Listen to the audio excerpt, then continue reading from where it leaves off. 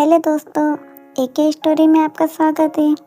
आकाश का यूं तड़प कर किसी सड़क के किनारे गिरना, किसी अनजान शख्स के पीछे भागना और उसके लिए खुद को चोट पहुंचाना, जोश को भी अंदर से गुस्से और दर्द से हर बीतते दिन के साथ भरता जा रहा था।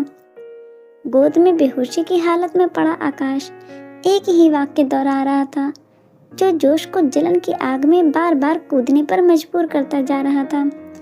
रुक जाओ, रुक जाओ।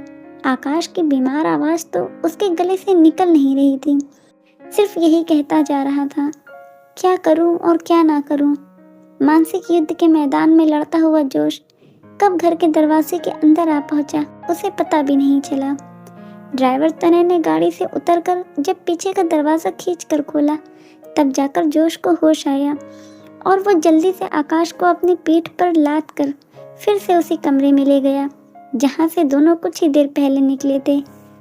तेजी से डॉक्टर घर के अंदर दाखिल हुआ और बड़बड़ाता हुआ सीढ़ियां चढ़ने लगा। साथ में रवि, जो उस घर का शेफ था, चल रहा था और उस डॉक्टर की खींच को समझ भी रहा था।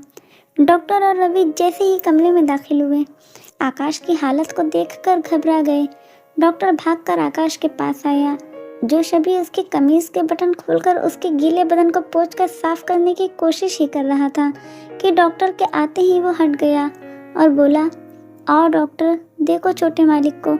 डॉक्टर ने घुटना बिस्तर पर टिकाया और फुसफुसाते हुए बोला, पता नहीं ये आजकल के लौंडे किस तरह के जोश में इस तरह का पागलपन करने निकल पड़ते हैं।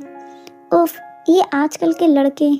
फिर जोश से अपनी खींच छुपाते हुए तेजी से उस डॉक्टर ने अपने कानों में अपना डॉक्टर्स वाला स्टेथोस्कोप घुसाया और झट से आकाश के चौड़े सीने पर लगा दिया और उसकी जगह बदल बदल कर आकाश का मुआयना करने लगा। जोश और रवि दोनों डॉक्टर के कुछ बोलने का बेसब्री से इंतजार कर रहे थे।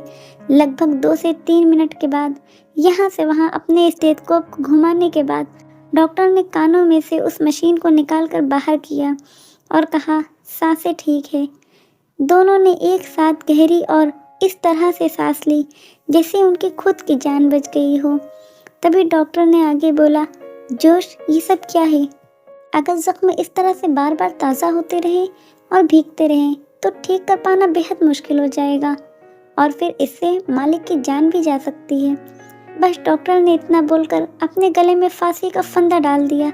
अभी डॉक्टर को ये बात कही एक पल ही हुआ था कि जोश ने न जाने अपने पहने कपड़ों में से कहां से बंदूक निकाली और डॉक्टर के माथे पर टिकाते हुए आंखें निकालकर उस डॉक्टर के आगे काल बनकर बोला, सुन डॉक्टर, हम तेरे पेशेंट नहीं, तुझे नौकरी पर रखा है। दोबारा मालिक के लिए ऐसी बात बोलने से पहले सोच लेना। तुझ जैसे को मसलने के लिए हमें एक पल भी नहीं लगेगा, याद रही ये बात। बस फिर क्या था, डॉक्टर के पसीने छूट गए, टांगे कांप गई, हाथ से स्टेथोस्कोप छूटकर जमीन पर गिर गया और साथ ही डॉक्टर भी जोश के पैरों में जा गिरा।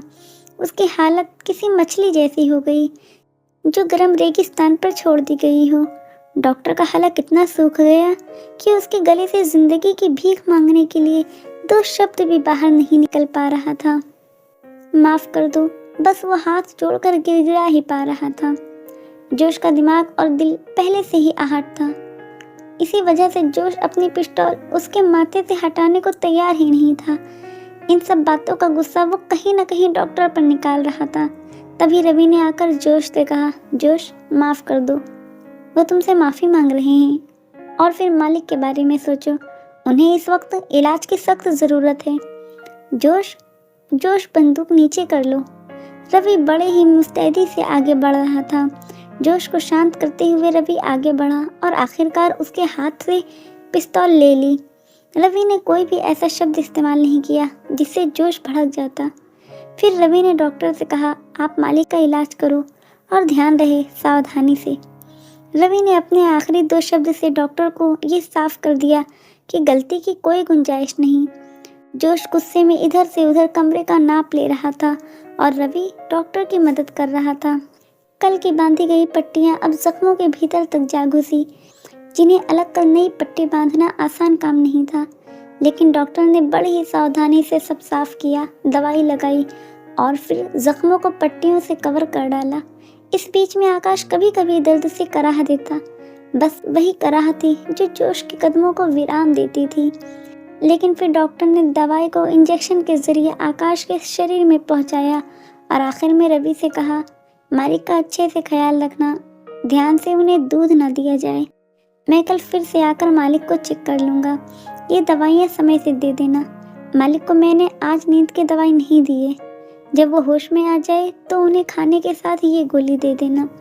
ये नींद की गोली है, उन्हें अच्छी नींद आएगी और दर्द भी नहीं होगा।